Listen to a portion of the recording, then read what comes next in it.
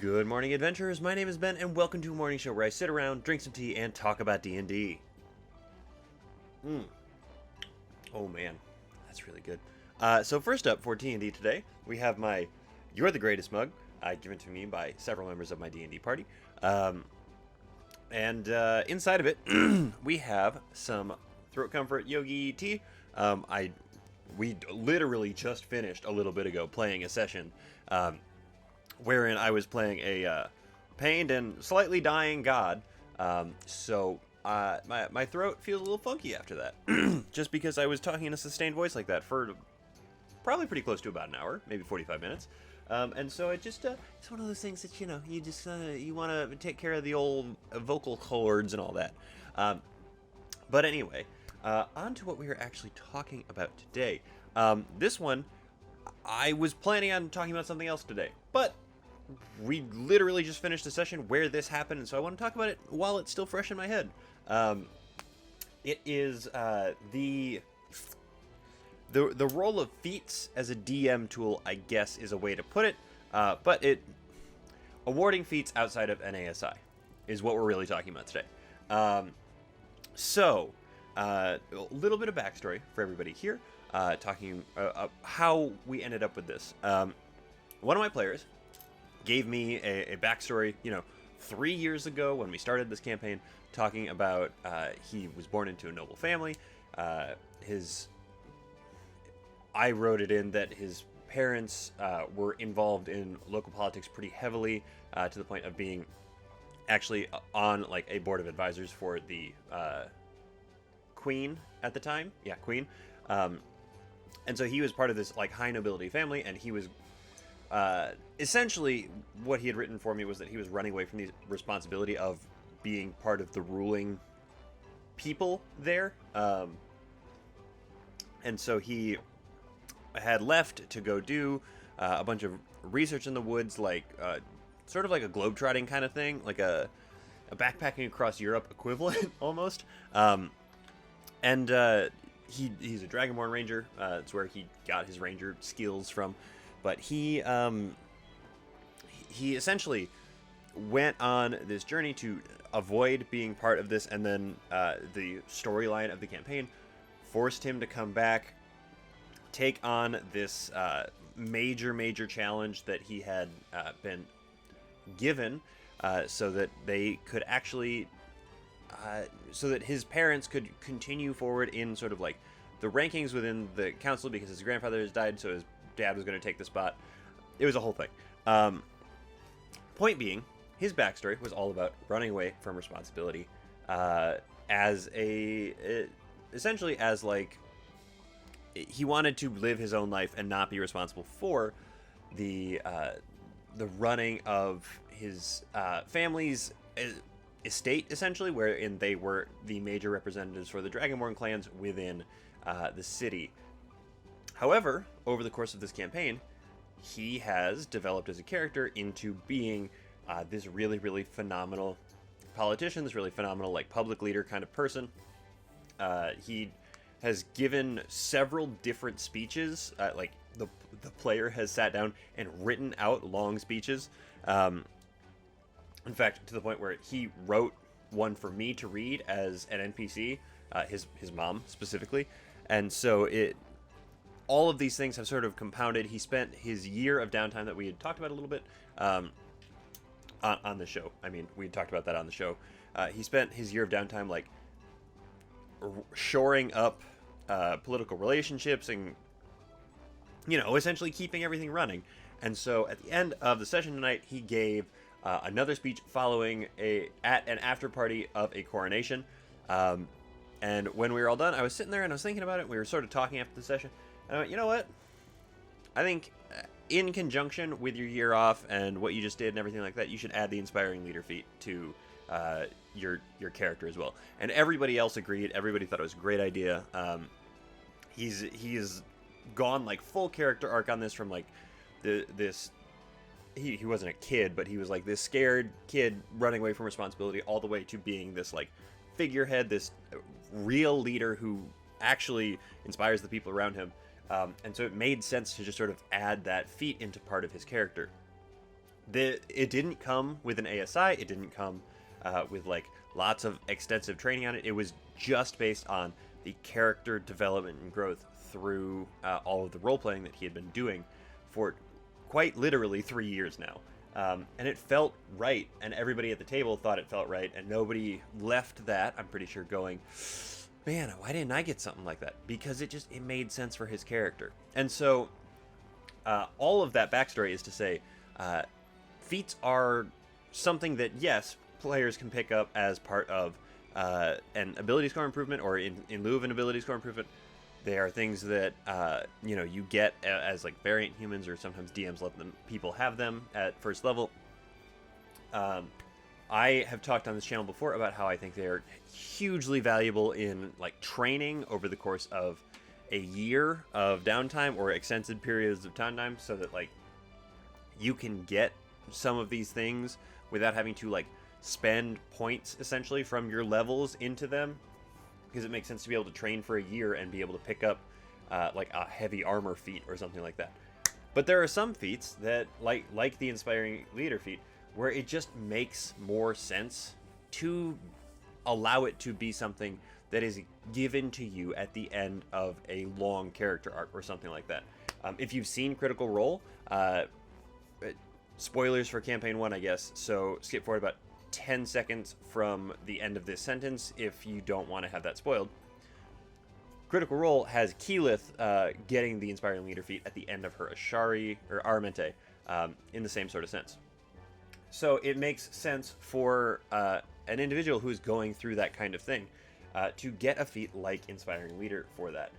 It's a good sort of like capstone to a quest line. It gives the player something like not physical, but like something that they can grab onto in order to like help themselves progress, help themselves feel like they have actually finished out this character arc in such a way that it is fulfilling, but it is not like mechanically breaking, because there aren't actually that many of those feats that really make a whole lot of sense to be more widely applicable in this way. You could make a case for pretty much any one of them, but the ones that I'm thinking of are things like Inspiring Leader or Actor, as another example. Linguist, maybe, that is one that kind of goes with like training, but if you are like a puzzle solver, a code cracker kind of thing, maybe over the course of a long campaign, you develop this ability to be able to read, break, and create ciphers, that kind of thing.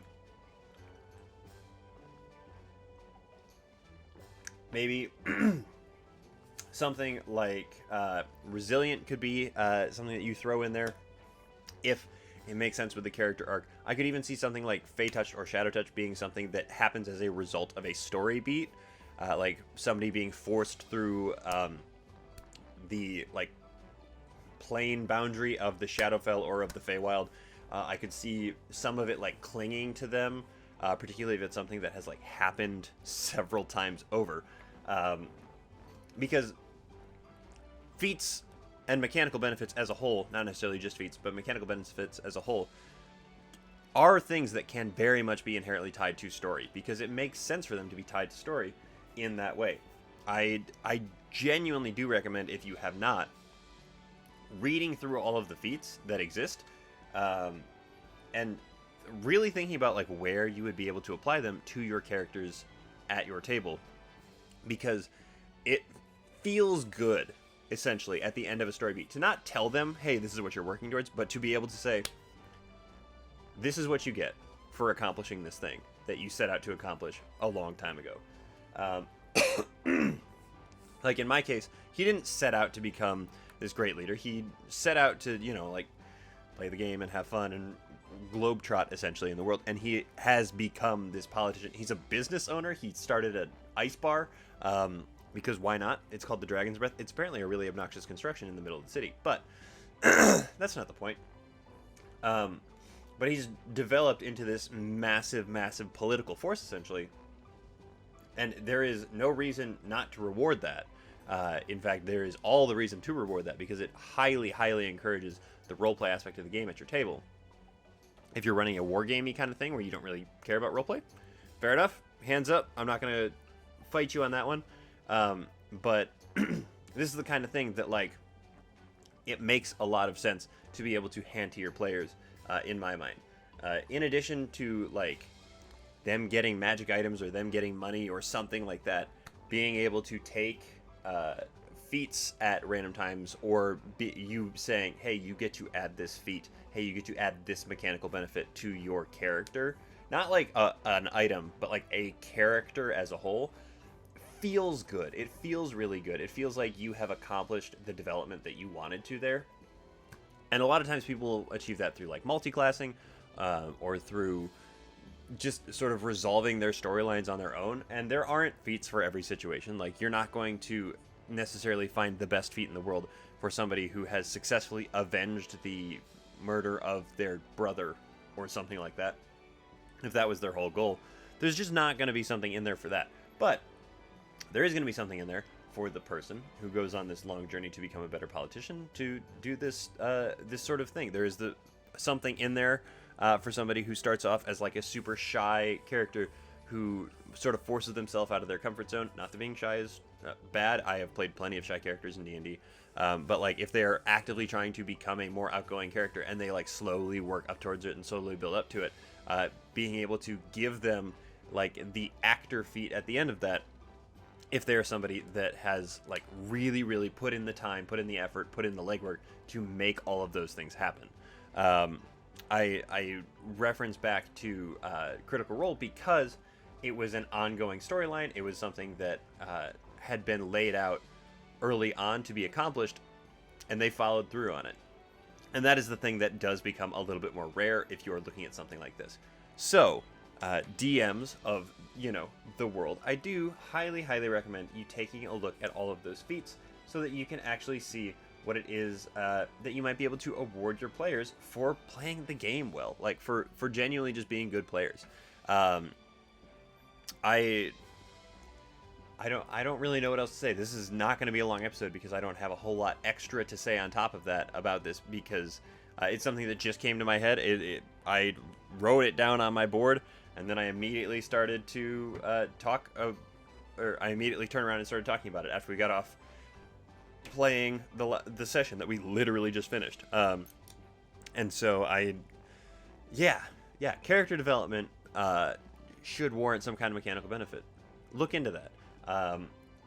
Be that a special multi-class, be that a special item, be that a special feat or something like that out of sequence. Give your players a little something. It'll really help encourage them to do that sort of thing.